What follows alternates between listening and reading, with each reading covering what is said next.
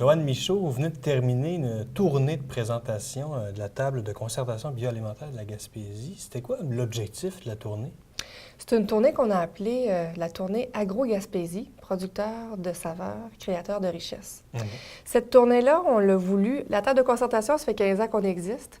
Puis, il y a longtemps qu'on voulait faire une tournée dans les 5 MRC de la Gaspésie pour aller leur présenter la table, qui on était un peu démystifiés, qu'est-ce que ça fait de la concertation au niveau bioalimentaire. Puis, à travers les années, les mois, parce que ça fait plusieurs années qu'on y rêve, il y a d'autres sujets qui sont venus se greffer, comme par exemple un nouveau programme de développement pour le secteur agroalimentaire qu'on avait le goût d'aller présenter, tant aux producteurs qu'aux intervenants. On avait le goût aussi de leur présenter la stratégie de valorisation du secteur agro qu'on vient tout juste de finaliser.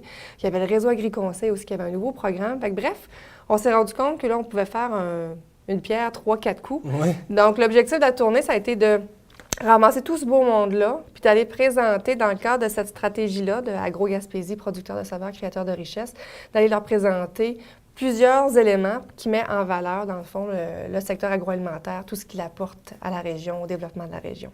Donc ça, c'était comme notre grand objectif là, pour la tournée. Parce que la table, il faut se le dire, on la connaît peu quand même. Vous n'êtes pas toujours dans les médias non plus en priorité, mais quand même, on le voit derrière vous, on parle de mobiliser les forces, de réseauter, de concertation. La mission première, j'imagine, que la table de concertation, le mot le dit. Là. Oui, tout à fait. Puis souvent, c'est un mot que les gens un peu galvaudés, la concertation. Puis on a le mot table en plus dans notre nom. Donc, une table de concertation, pour bien des gens, c'est des gens qui se parlent autour d'une table. Mais c'est bien plus que ça, bien sûr, tu l'as dit, c'est mobiliser. Notre rôle, c'est de mobiliser les forces de tout un chacun pour s'assurer que tout le monde travaille dans le même sens, qu'on ait une vision commune de développement du secteur agro. Parce qu'on regroupe, le MAPAC, l'UPA, la financière agricole, la CRE, Gaspésie gourmande. Puis tout le monde, on veut tous la même chose. On veut tous que nos entreprises soient pérennes, je dis non, c'est pas les nôtres, mais on sent quasiment que c'est les nôtres. Ouais. Mais tu sais, les entreprises agricoles, les entreprises de transformation, on veut qu'elles soient pérennes, qu'elles fassent de l'argent, qu'elles soient rentables, qu'elles durent dans le temps.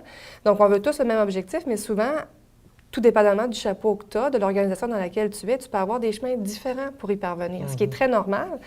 Mais pour des dossiers, des enjeux qui sont communs, bien, moi, mon rôle, le rôle de la table, c'est de s'assurer que le monde s'assoit ensemble et se dise, bon, OK, on veut ça. De quelle façon on va y aller ensemble? Fait que c'est la force de notre organisation, parce que quand on décide d'y aller, d'aller à quelque part, bon, on y va, toute la gang ensemble. On a fait des compromis, il y a eu des consensus, on s'est dit, OK, si on le laisse de côté, on y va de même. Mais tu sais, c'est vraiment notre force. Donc, c'est vraiment la force de la concertation qui, pour nous, c'est bien important, il faut qu'elle mène à l'action. Pas juste parler, puis mettre ça sur une étagère ensuite. Non, parce que sinon, je ne serais pas là. Ça fait 6 ans que je suis à la table de concertation, puis on a 15 ans aujourd'hui. Puis c'est sûr que ça, c'est un leitmotiv tant pour moi que pour mes administrateurs, mon conseil d'administration. Dans cette tournée-là, on s'est promené un peu partout. Bon, Chandler, New Richmond, mais côté nord aussi. Chaque MRC, finalement, sans exclure les îles de la Madeleine, parce qu'il y a de l'agriculture qui se fait là-bas aussi. Tout à fait. Justement, qui sont les acteurs? Qui étaient là? Bon, il y a eu de nombreux participants. On parlait de quoi, de 120 participants en tout? Oui, c'est ça. Puis juste une petite réflexion. Au niveau des îles, c'est sûr que c'est pas nous qui sommes allés, parce que la particularité, c'est qu'il y a le Bon Gouffret des îles de la Madeleine qui est là, qui fait la concertation. Donc, nous, c'était vraiment les 5 MRC. Puis quand on a fait nos invitations, c'était bien important. On ne voulait pas avoir juste le monde de l'agro avec qui, d'habitude, on fait affaire. Ouais. On s'est dit, oui, les SADC, les CLD, on veut qu'ils soient là. Mais on est allé chercher des gens au niveau de la santé, au niveau de l'emploi, emploi et solidarité sociale. On est allé chercher des gens qui, d'habitude, on les voit pas, on les rencontre pas nécessairement, puis qui sont venus à notre rencontre, donc qui ont découvert la table, le nouveau programme, le secteur agroalimentaire. Et qui s'y retrouvent aussi, j'imagine. Qui s'y retrouvent complètement. Parce qu'on parle de la santé, ils ont des regroupements Québec en forme, des regroupements pour manger, santé et tout ça. Bien, avec les produits de la Gaspésie, c'est bien sûr que quand tu manges plus local, tu es plus en santé économiquement, plus en santé physiquement. Donc, c'est la santé globale là, qui compte. C'est pas difficile à les convaincre d'embarquer là-dedans parce qu'il y a un mot qui revient souvent, puis corrigez-moi si je me trompe, on parle souvent de potentiel en Gaspésie. Un potentiel pas assez exploité ou sous-exploité. Vous y croyez à ça, vous adhérez à ça? Ah, bien, tout à fait. Puis, dans le cadre d'une tournée, c'était ça. Le MAPAC présentait tout le... Il a fait un gros travail de profil agroalimentaire. Donc, pour chaque MRC, on présentait chez vous, c'est quoi la photo? À quoi ça ressemble l'agriculture chez vous?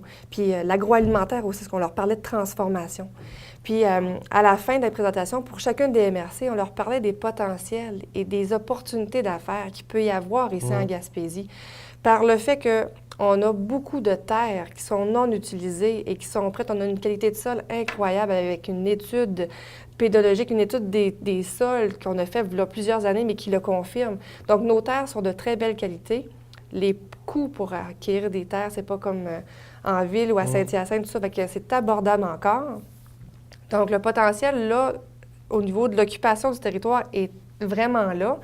Puis, il y a plein de produits, des choses qu'on n'a pas en Gaspésie au niveau de la transformation. Comme là, comme tu le sais sans doute, on a une nouvelle fromagerie ici à Caplan maintenant.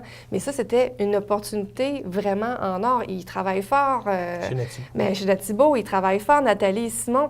Mais tu sais, c'est un produit distinctif qui offre maintenant la Gaspésie. Puis des exemples comme ça, il y en a plein, tu sais.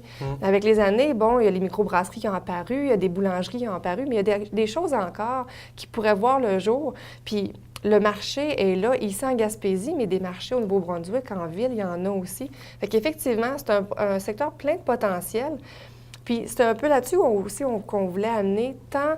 Parce que la tournée, on l'a faite auprès des intervenants, mais on l'a faite aussi auprès des producteurs. Des fois, tu sais, de prendre un temps d'arrêt, puis de se faire dire ces choses-là, puis dire « Ah, OK, c'est vrai, il y a tout ça, tu sais. » On a des institutions ici qui peuvent nous aider à travailler sur des produits, des choses différentes qu'on peut faire ici en Gaspésie.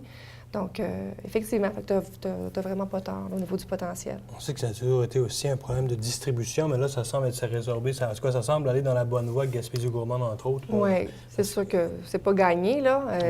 Mais effectivement, ça demeure un défi. Mais effectivement, Gaspésie gourmande, il travaille beaucoup. Il y avait des projets de distribution collective qu'on a remodelé, tout ça.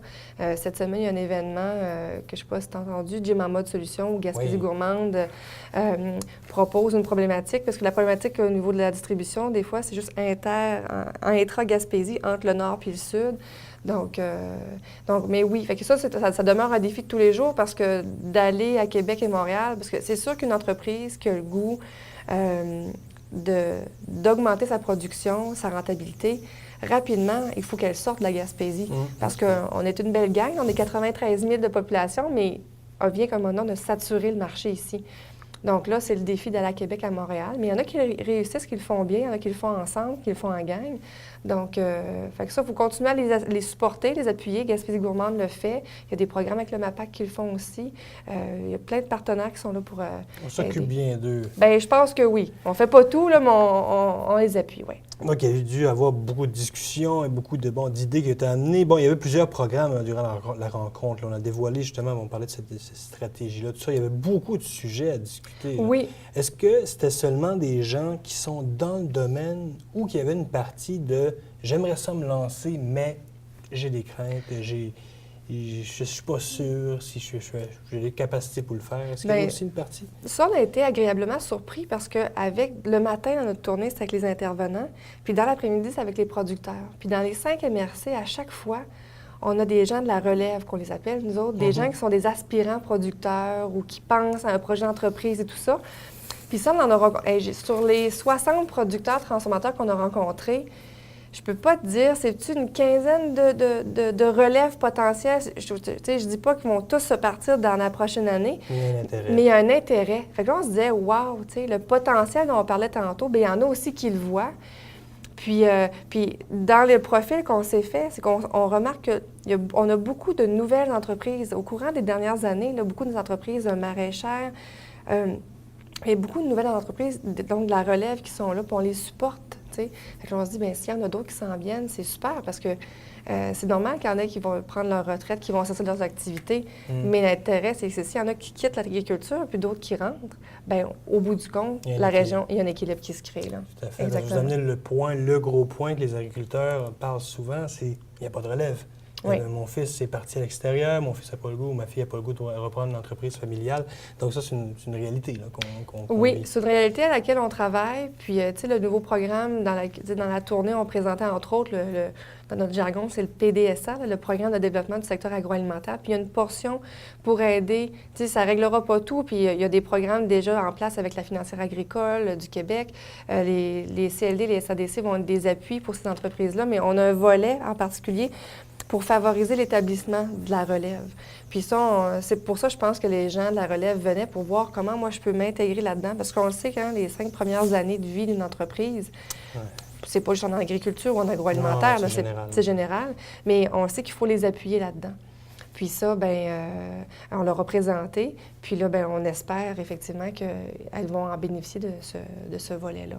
Producteur de saveurs, créateur de richesse, c'est quand même un très beau thème, ça. Merci. C'est vous qui l'avez sorti? Non, on est bon, mais pas tant que ça.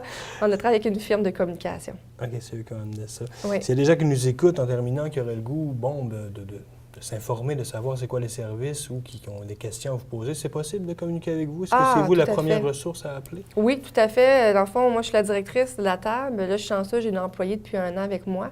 Bientôt, on va en avoir une deuxième. Donc, on va être 3. Mais ça va être moi la porte d'entrée, il n'y a pas de problème. Puis, si jamais il faut que je les redirige vers quelqu'un d'autre de mon équipe, on le fera, il n'y a pas de problème. Madame Michaud, c'était un plaisir de vous rencontrer aujourd'hui. Merci à vous. Merci.